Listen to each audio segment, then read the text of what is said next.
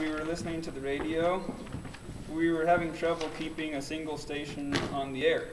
Stations kept overlapping each other.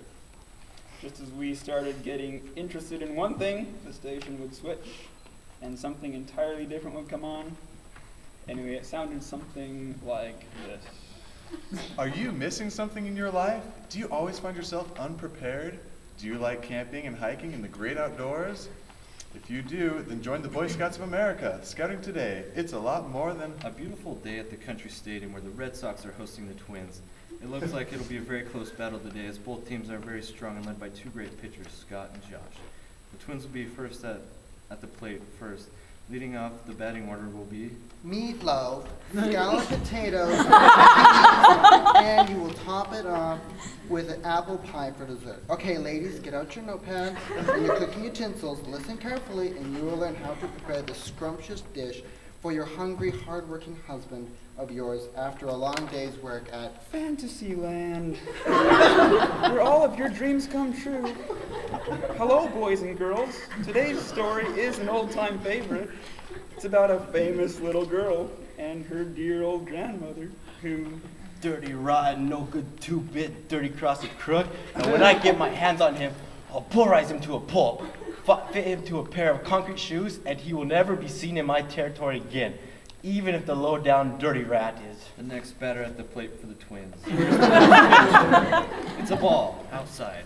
The pitcher gets his signals. He winds up. Woo! It's a hard fastball right down the pipe. Strike one. The count is 1-1.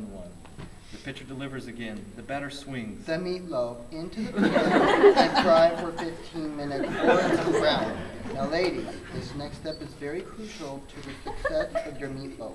If you don't get it correctly, I'll bash your head in and make mashed potatoes under your face. So don't mess up or I'll send you to the Boy Scouts of America. Just imagine the fun you'll have. Swimming, boating, hiking, and sitting around the campfire at night. Only you, the stars, the moon, and... Little Red Riding Hood. What do you have in your basket?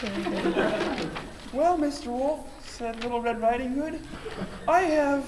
2 outs. Twins on first and second at the bottom of the third. And they are down by 2 runs. They've got to have a hit this time. This batter or they'll... meatloaf will be burnt. So be careful, ladies, because burnt meatloaf can cause... a home run. And that will put the Twins in the lead, 6-5 in the bottom of the 6th inning. Here at the country stadium. Wow, what a change of events. This game has changed from a dull, typical pitcher's battle into an afternoon of fun and adventure at the beautiful camp.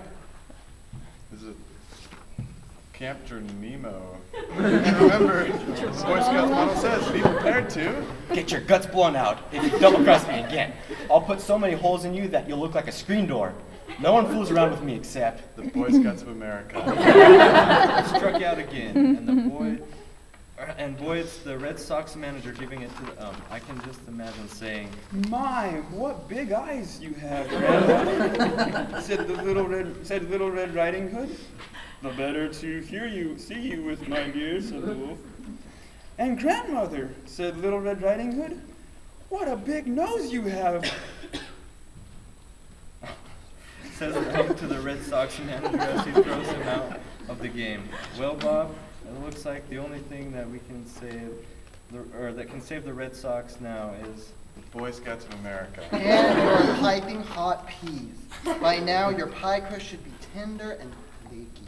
Just like... Little Red Riding Hood was about to be gobbled up by the wicked old wolf. Suddenly, the door burst open and the woodsman said, "You dirty bugger!